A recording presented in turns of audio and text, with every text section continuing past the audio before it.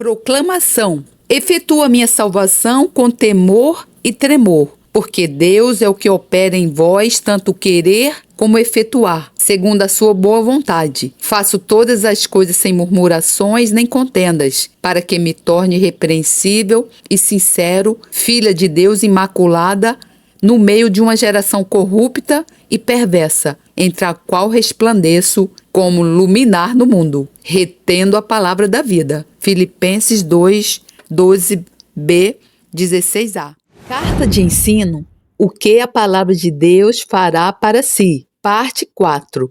A palavra de Deus é alimento, de Derek Prince. Nas nossas cartas anteriores, desta série de 6 partes com o tópico O que a palavra de Deus fará para si, já vimos o impacto significativo que a Bíblia tem nas nossas vidas, de acordo com os tópicos que abordamos até agora. A palavra de Deus é viva, como a fé vem, o novo nascimento. Na mensagem anterior, aprendemos como a palavra de Deus pode produzir em cada pessoa o maior milagre que um ser humano pode experimentar, o novo nascimento. Nessa carta, expliquei como a palavra de Deus é como uma semente. Quando recebemos esta semente imperecível nos nossos corações pela fé, o Espírito Santo produz dessa semente um tipo de vida completamente novo. Os atributos desse novo tipo de vida são exatamente como a semente da qual brota uma vida imperecível,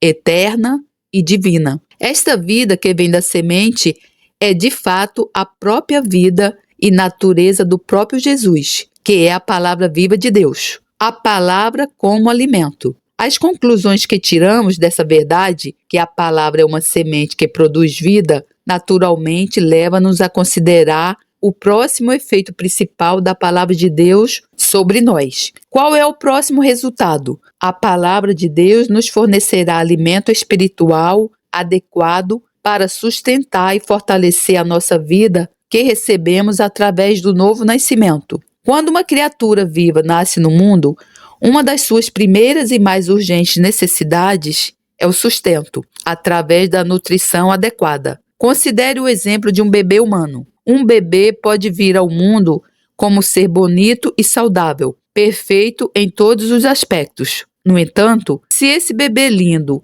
não receber rapidamente alimento adequado, ele não apenas não irá crescer, como também morrerá. Além disso, o tipo de alimento para o bebê depende do estágio de desenvolvimento em que ele se encontra. Quando o bebê nasce, ele precisa de leite, um tipo muito básico de alimento. Em cada estágio sucessivo da vida, os alimentos que um bebê pode manusear continuam a mudar até atingir o estágio em que precisa de alimentos sólidos. A palavra de Deus é como a comida que um bebê precisa. É o alimento que Deus providenciou para sustentar e fortalecer a nova vida que surge em nós quando nascemos de novo. Considere como a palavra de Deus é maravilhosa. Não é apenas a semente que produz o novo nascimento, mas também é o alimento que nutre a vida que brota em nós através do novo nascimento. A comida que Deus forneceu através da sua palavra é exatamente como a comida que um bebê humano precisa. É ideal para cada estágio sucessivo do nosso crescimento espiritual. Primeiro, o leite. Como apontamos para um bebê, o primeiro tipo de alimento necessário é o leite. É exatamente isso que a palavra de Deus fornece. Na parte anterior do nosso estudo, ao falar sobre o novo nascimento, citei 1 Pedro 1,23, sendo de novo gerados, não de semente corruptível, mas da incorruptível, pela palavra de Deus, viva e que permanece para sempre. Apenas alguns versículos a seguir, o começo do próximo capítulo. Pedro continua a tratar dessa questão da nutrição, deixando, pois, toda malícia e tendo o engano e fingimentos, invejas e todas as murmurações. Desejai afetuosamente, como meninos novamente nascidos, o leite racional, não falsificado, para que por ele vades crescendo, se é que já provastes que o Senhor é benigno. Aprecie o fato de Pedro usar a palavra provastes aqui quando se refere à maneira como Deus vem a nós. Quando provamos algo, o levamos para dentro de nós. Torna-se parte de nós. Pense nisso. Podemos ver, tocar ou ouvir algo sem que isso necessariamente se torne parte de nós. No entanto, quando provamos algo, torna-se parte de nós.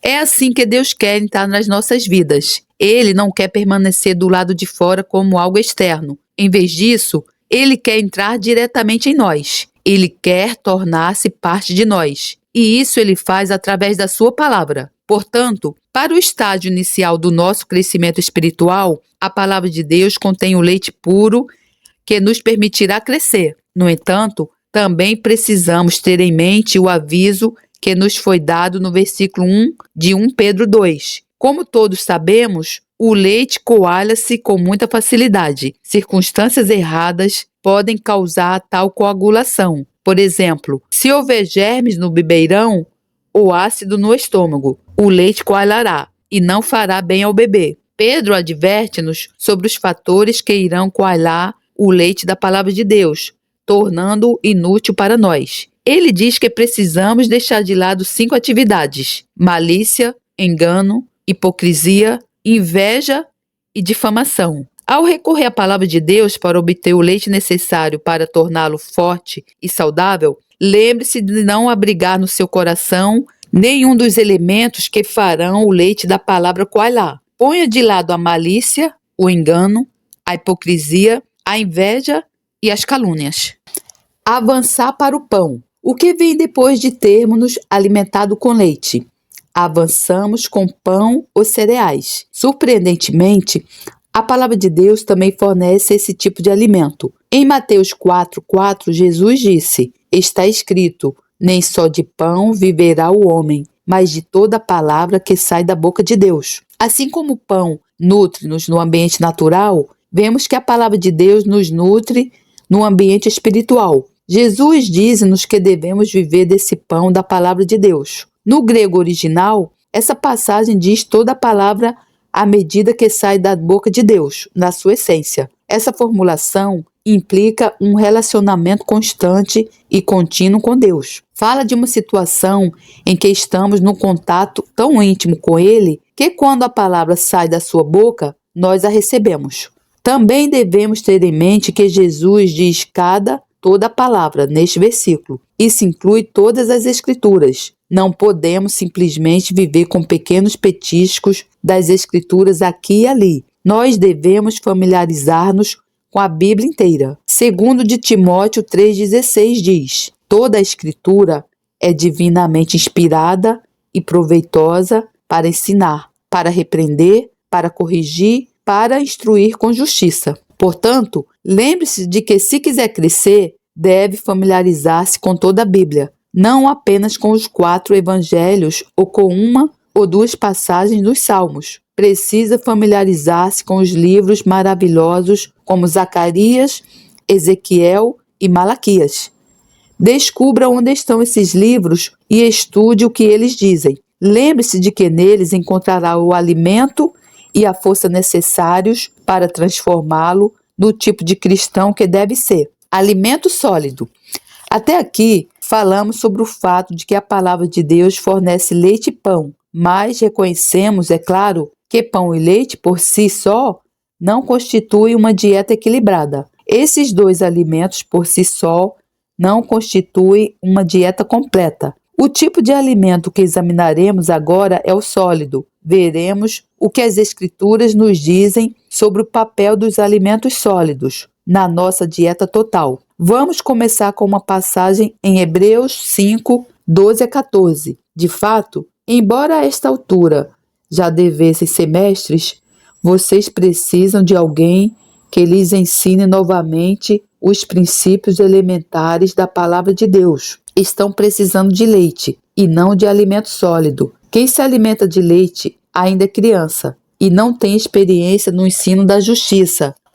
Mas o alimento sólido é para os adultos, os quais, pelo exercício constante, tornaram-se aptos para discernir tanto o bem quanto o mal. Observe que é possível ser como esses cristãos a quem o autor de Hebreus se está a dirigir. Essencialmente, ele diz-lhes: já deveriam ter crescido agora, deveriam ser capazes de lidar com alimentos sólidos, mas a verdade é que ainda vivem como bebês. Conseguem apenas digerir algumas pequenas passagens das Escrituras aqui e ali. Nunca realmente amadureceram. Ao falar sobre essa condição espiritual, o autor de Hebreus descreve um passo essencial para todos os cristãos que desejam amadurecer. Quando ele diz que comida sólida é para adultos, ele segue com esta frase: pelo exercício constante, tornaram-se aptos para discernir tanto o bem quanto o mal. Crescer requer prática. Tem de treinar os seus sentidos espirituais. Tem de tornar-se perceptivo.